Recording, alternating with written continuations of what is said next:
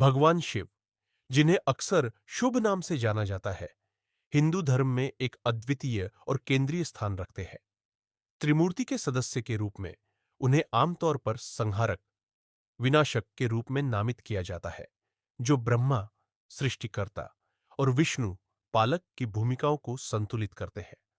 हालांकि शिव को केवल विनाश की एक भूमिका तक सीमित करना उनके गहरे, विरोधाभासी दिव्य स्वभाव को समझने से चूकना है।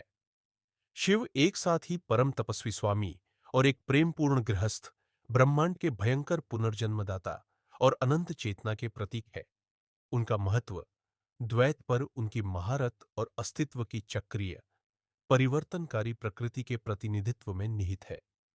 संहारक के रूप में शिव का प्राथमिक कार्य द्वेष का कार्य नहीं है, बल्कि शुद्धिकरण और नवीनीकरण का है। हिंदू ब्रह्मांड विज्ञान के अनुसार ब्रह्मांड निर्माण, रखरखाव और विघटन के अंतहीन चक्रों में संचालित होता है। शिव का विनाश वह आवश्यक शक्ति है जो पुरानी, अशुद्ध और स्थिर चीजों को नष्ट कर देता है, को हटा देती है, जिससे सृजन के अगले चक्र का मार्ग प्रशस्त होता है। इस अवधारणा को उनके प्रतिष्ठित रूप नटराज, नृत्य के स्वामी, में सबसे स्पष्ट रूप से दर्शाया गया है। ब्रह्मांड का प्रतीक अग्नि के छल्ले से घिरे शिव का शक्तिशाली, लयबद्ध नृत्य, जिसे तांडव कहा जाता है, एक सक्रिय शक्ति है जो ब्रह्मांड को बनाए रखती है, जबकि साथ ही अज्ञान के दानव अप्समारा को अपने पैर के नीचे कुचलकर नष्ट करती है। इस प्रकार उनका नृत्य निरंतर परिवर्तन की एक गतिशील अभिव्यक्ति है, जो इस बात पर जोर देता है कि मृत्यु अंत नहीं है, बल्कि पुनर्जन्म का उत्प्रेरक है। शिव की प्रतिमा विज्ञान प्रतीकों से समृद्ध है, जो उनके असीम स्वभाव के बारे में गहरे आध्यात्मिक सत्य बताते हैं।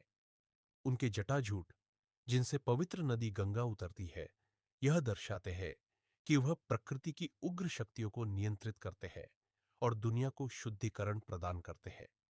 उनकी गर्दन के चारों ओर लिपटा हुआ नागों का राजा वासुकी, मृत्यु, अहंकार और सृजन की आदिम शक्तियों, कुंडलिनी शक्ति, पर उनकी महारत का प्रतीक है। सबसे विशिष्ट विशेषता उनके माथे पर स्थित त्रिनेत्र या तीसरी आंख है। हालांकि इसे अक्सर विनाश की अग्नि से जोड़ा जाता है, जो भ्रम और इच्छा को जला देती है। तीसरी आंख मुख्य रूप से ज्ञान, ज्ञान और भौतिक दुनिया के द्वैत से परे देखने की क्षमता का प्रतिनिधित्व करती है। उनका त्रिशूल, त्रिशूल सृजन, संरक्षण और विनाश की तीन मूलभूत शक्तियों पर उनके प्रभुत्व का प्रतीक है। साथ ही चेतना की तीन अवस्थाओं, जागृति, स्वप्न और गहरी नींद को भी दर्शाता है। अपने उग्र पहलुओं से परे शिव को महायोगी, यानी परम तपस्वी के रूप में भी पूजा जाता है। कैलाश पर्वत की ठंडी चोटियों पर निवास करते हुए भौतिक जीवन की क्षणभंगुरता को दर्शाने के लिए पवित्र राख, भस्म से सने हुए वे वैराग्य, विरक्ति और गहन ध्यान को मूर्त रूप देते हैं। भक्त उन्हें सभी योग का स्रोत और मोक्ष, मुक्ति की ओर जाने वाला आदर्श मार्ग मानते हैं। फिर भी उनकी पत्नी देवी पार्वती और उनके पुत्रों गणेश और कार्तिकेय के साथ उन्हें एक गृहस्थ के रूप में भी पूजा जाता है। यह द्वैत उदासीन तपस्वी और प्रेमपूर्ण पारिवारिक व्यक्ति दिखाता है कि आध्यात्मिक उत्कृष्टता न केवल त्याग के माध्यम से, बल्कि सांसारिक जीवन की जिम्मेदारियों के भीतर भी प्राप्त की जा सकती है।